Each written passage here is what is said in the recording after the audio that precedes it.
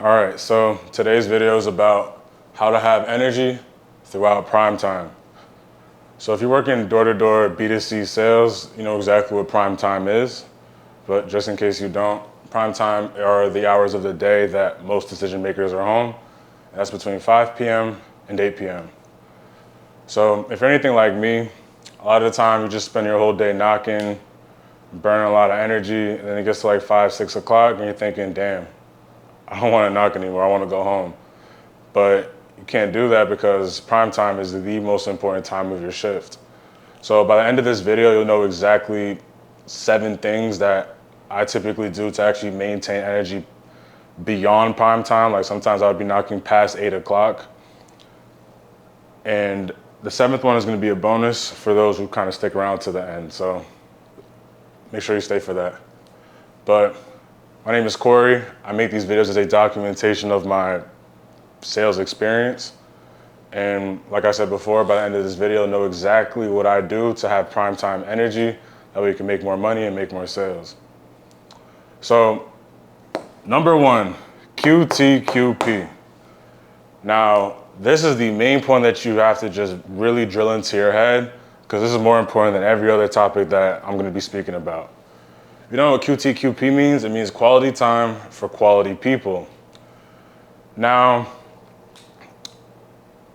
typically you have like a certain amount of energy throughout the day, emotional energy and physical energy. And just from my personal experience, emotional energy is the most draining thing. And that's what kind of like makes me not really want to work past 5 o'clock. And it's typically from just spending the wrong time with the wrong people from 1 to like 4 o'clock, 1 to 5 o'clock. So when I say quality time for quality people, it's basically just moving past your non-customers so you can get to your customer a lot quicker. From my personal experience, I realized that when I'm emotionally invested, like in my intro, with people that just are not my customer, it typically like really weighs down on me. And by the time it hits 5 o'clock, I just can't really do it anymore.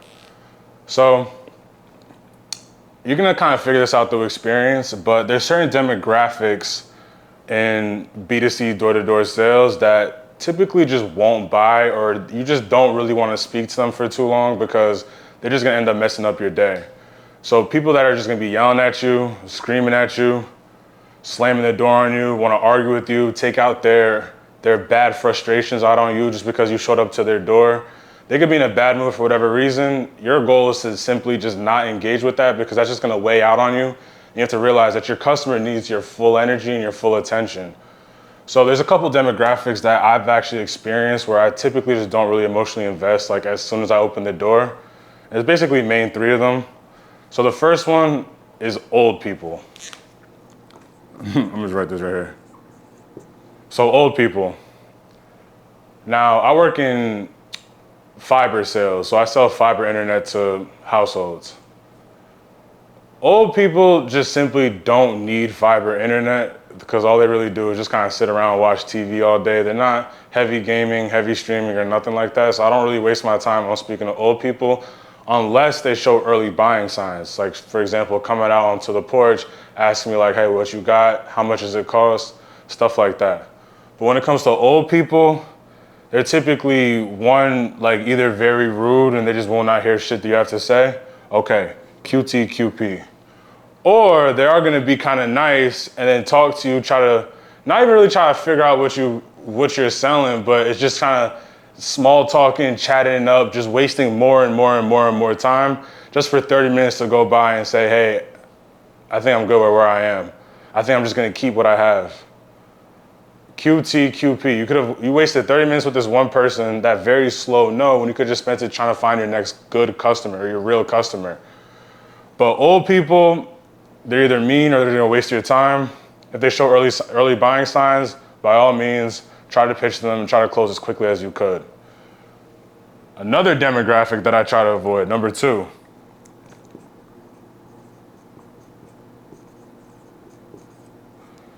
If they're fat and bald.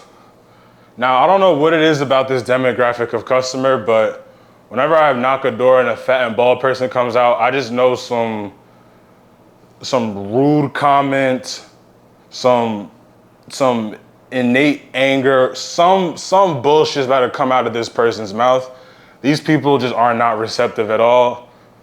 And I just typically don't have that emotional investment whenever I knock a door and that person's fat and bald. So then again, if they show early buying signs, by all means, just go ahead and do it. And the last demographic is Benz owners. Very specific, but for some reason, every time I knock a door and there's a Benz in the driveway, I know I'm gonna speak to the least receptive person on that entire block. It don't matter what type of car, what model of the Benz is, it don't matter how old it is. I just know that these people are not gonna give me the time of day. So QT, QP. Now, when it comes to QT, QP, these are the demographics that I try not to emotionally invest in, but there's a certain demographic that I have all the energy for. And just after knocking about 15,000 doors, I've realized that this is the prime demographic. And that is people aged 25 to 40. I really don't know their specific ages, but they kind of just look like they're in between that range. These people, we speak the same language. We get along on a very emotional level. It's easy to sell them logically. They'll talk to you, they're very receptive. If they're between 25 and 40, that's when I have the most amount of energy in my intro. I'm like, hey, it was whatever, let's go. And I kind of push, even if they say like, oh, I'm not interested off rip, I'll still push past that not interested because that is my prime demographic. I know that this demographic will buy what I have to sell. And honestly, this is the demographic that needs what I have. So depending on your industry, it could definitely vary as to like what's your prime demographic. Like for example, life insurance might be better suited for older people. And I don't know, what's suitable for like younger people? I would assume like fiber internet's just meant for younger people. But I don't know, if you went door to door selling video games, then obviously your prime demographic would be a lot younger. But if you have to just click off this video right now, just nail this point down. And that is QT, QP. That's how you have energy past your shift hours. Because when you're shifting that emotional investment from the wrong person towards the right person, you're just gonna end up having more energy at the end of the day, more sales at the end of the day, and you'll just go home in a good mood, right? So that's my first point, and that is QT, QP. Make sure you have quality time for quality people. If an old person comes to the door, what do? You give your normal intro, whatever. If they say they're not interested, have a good day. I'm not gonna push past with you. You're just gonna waste my time. If they're fat and bald, they say not interested, okay, have a good day, sir. I'll get out your face. If they're a Benz owner, if they're a Benz owner and they're receptive, then I would say like maybe kind of try, maybe talk them into a little bit. But in my experience, I've never talked to a receptive Benz owner before. I don't know what it is. So point number 2, qualifying questions. Now, this is something I started recently doing about like a month ago because I realized that one, speaking just takes a lot of energy. Thinking takes a lot of energy. Let me make sure that I'm spending this right energy on the right person. It's almost like another version of QTQP. So qualifying questions, these are questions that make sure that the person that you're speaking to is the right person. So for example, in my intro, I'll give like a brief intro like, hey, I'm Corey with XYZ company. I know you weren't expecting me, so I'll be very quick. My first question is, are you the primary decision maker for your internet? Off rip, that's the first question I'll always ask. Some people, you can kind of get a feel of like they're the decision maker, and if they're not one, sometimes I'll just say it like, right off rip if I feel like it's like a kid coming to the door, or if I'm just kind of unsure about if they're the decision maker or not. But my first discovery is always, are they the primary decision maker for their internet? So this does 2 things. One, it makes sure you allocate the energy towards the right person in your pass-throughs. And 2, you kind of overcome that obstacle if they try to hit you with the, I gotta talk to XYZ at the end of the presentation. Because once they get through that question, like, yeah, I am the primary decision maker, you get through your whole entire pitch, and then at the end, if they're like, hey, I gotta speak to XYZ, one, you either know that they're bullshitting, or 2, you can kind of just bring up the fact like, oh, I thought in the beginning you told me that you were the primary decision maker. And that kind of like, you know, kind of thinking through their head like, oh, you know, blah, blah, blah, blah. But it's a lot easier to get over that obstacle, and you just save your entire pitch and your entire presentation for the actual decision maker, because that's essentially the person that you want to speak to. So now there's other qualifying questions like for example, if I'm talking to a certain customer and they have a bundle with their current provider, like some providers, they offer like Xfinity, they offer like 4 things in their bundle: home security, cable, internet, phones, all of that. So my second question is, well, one, asking if who their provider is, and then after that, just asking like, hey, do you have a bundle with them? If they say yes, I get straight to the point. I ask them like what they have in the bundle. They tell me all that bullshit that they have. I'll be like, just straight up, hey, were you interested in upgrading your internet connection? Because 9 times out of 10, people that have that big ass bundle, like they just don't want to like go through the hassle of finding new providers for their home security, a new phone line. Their bill's gonna go up with everything else that we don't provide for them. So like off rip, I'm just like, okay, were you interested? No, have a good day, sir. Because there's no point in getting through that whole presentation just for them to be at the end and be like, you know, I got this big ass bundle, so what am I gonna do about it? QTQP, you're not my customer. And another, I guess, industry general version of that could be, hey, do you have a contract with XYZ provider? But like basically trying to figure out if there's some real roadblock that's stopping them from moving to your service or whatever product that you have to offer for them. So my point number 2 is qualifying questions. Make sure you're speaking to the right person, because at the end of the day, you don't want to pitch to 7 non-decision makers and all 7 of them say, hey, I got to speak to XYZ because I don't even handle this. Save the energy, save the emotional investment. So that's my second point, it's qualifying questions. My third point is speed running. So speed running does 2 things. One, when you have like a certain amount of doors to pass through, when you speed run through them, you're gonna finish them a lot quicker. Because when you speed run, you're gonna QTQP and get through those doors a lot quicker, and you're gonna have the energy at the end of those doors. But the one thing it's really gonna do is gonna reinforce in your mind that one pass through does not take that much time. So when it gets to prime time, it gets to like 5 o'clock, you'll have one less, I guess, friction variable in your head that's saying like, damn, when I get out of this car, I gotta knock these doors for like 2-3 hours. Like, man, let me just not do it at all. Another thing that's kind of gonna stop you is if you just speed run through those doors, you'll finish that first pass through of like 60 doors in maybe an hour, maybe hour and a half if you got some appointments and you got a sale going on. That's the first thing it does, it reinforces that. And the second thing is that it actually keeps your energy up. So you could try it, maybe if you haven't tried it already, but when you're practically like sprinting between doors, basically jogging between doors, not a full-on jog, but like a whole like brisk walk, you're just walking very fast, your energy just stays a lot higher in your presentations, in your intro, because it just keeps you going like, hey, you, QTQP, on to the next. You, oh, you are the decision maker? Okay, here's what we got going on, blah, blah, blah, blah, blah. And you just have so much energy in the questions and your intro, and you're getting the other person excited like, oh shit, what you got going on? So when you speed run through outdoors, you're walking very quickly between doors, you just have that energy that just helps you out with your presentation and your pitch. And one thing about B2C is that it's heavily just emotionally based. Like you have to make sure that you're almost like putting on a show for the person, like getting that person really excited for what you have to offer for them. So speed running, one, it reinforces in your head that, hey, this pass through is not gonna take that long. And 2, you're just gonna have much more energy for whatever presentations you have to do.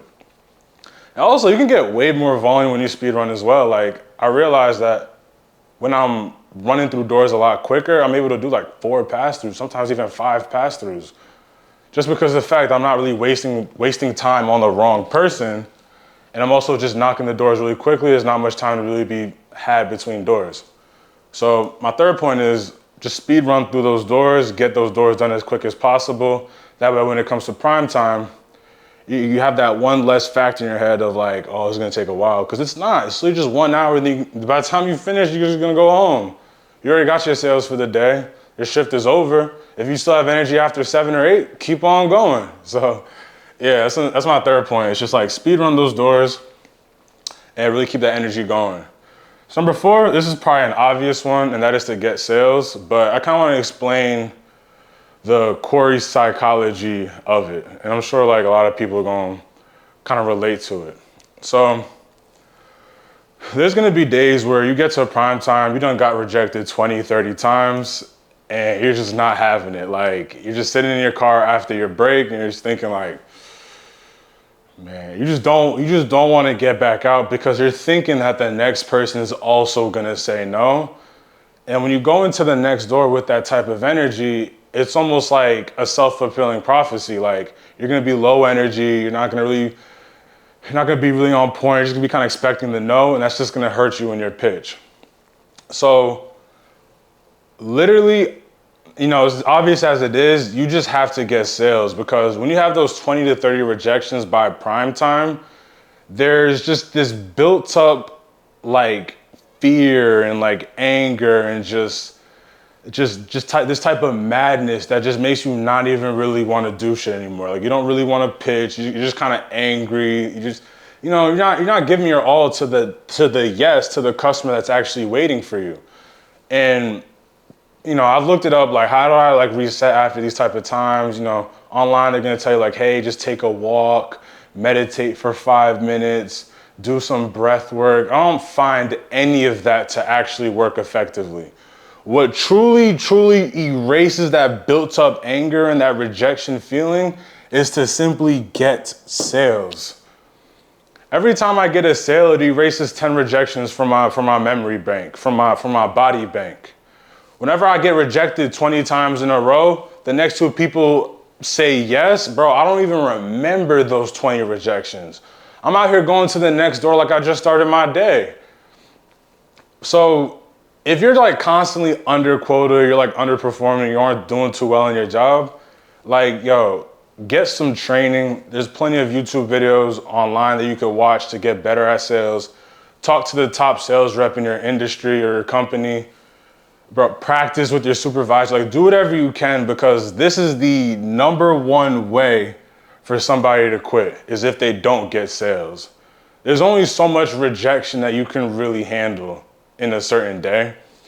Do yourself a favor, get those sales and erase that whole like built up like, oh man, fuck all y'all, feeling out of your body bank. I'll just call it that. But if not that, another like really effective way is actually just to take a nap. That's probably the only other effective way that can really erase those rejections from my head, is simply just to go to sleep. But most of the time, like, you aren't able to really take a nap during your shift unless like your lunch or something. But man, just get some sales, and that's just gonna keep you have that energy for prime time. You're gonna be thinking like, hey, you know, let me go knock prime time, because I'm gonna hit 2 sales, I'm gonna hit 3 sales, I'm gonna hit 4 sales. And you're gonna feel way better about yourself. Number 5, take breaks. So, I mean, pretty self-explanatory. Taking breaks is just kind of, it eases you. You're not as stressed out. You're not going to be showing up to the next doorstep all stressed out and sweaty because you decided to knock 100 doors in a row. Like, just take your breaks. Like, this is the easiest thing that you could really do. Expanding on my last point, sometimes, like, the days I just really wouldn't be feeling it at all, like, I would just take my lunch. I'll take my lunch break just to take a nap instead of actually eating. And then I'll just kind of just chill in the car, take a nap, and I'll wake up just refreshed, revitalized, and feeling much better with energy. So number 5, just take your breaks, and you'll do so much better. Number 6, nicotine and caffeine. Now, that doesn't really need too much of an explanation. If it gets to 5 o'clock and you aren't feeling all that, you done your QT, you got your sales, you sped run it, you did your qualifying questions. If you did all that, then you will have energy at prime time. There's no doubt about that. But let's just say you're the unlucky few that still doesn't have energy. What I would sometimes do is just like pop like a 6 milligrams in and drink like a small coffee, and I'm like right back to it for the remaining 3 hours of the day. And it helps with my sales because I have like a lot more energy and shit as well. So number 6 is nicotine and caffeine. Self-explanatory. So number 7, the bonus that the lucky few that got to this point, and, you know, if you got to this point, I'll fuck with you. I'll mess with you.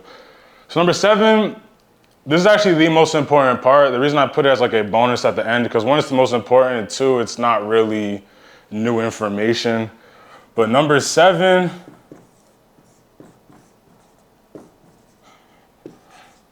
is your diet. Diet and sleep. If your diet's not good and your sleep is not good, then it doesn't matter what else you do on this board, you will just suffer. Now, too many times, like the people that I would speak to that kind of question me like, hey, how do you make it through prime time? Like, what do you do? I would really just know that I would see their eating habits. They'd be in the lunchroom, they'd be in the meetings in the morning just eating McDonald's. Like, I can't even imagine what the fuck you eat during lunch and shit. Like, if you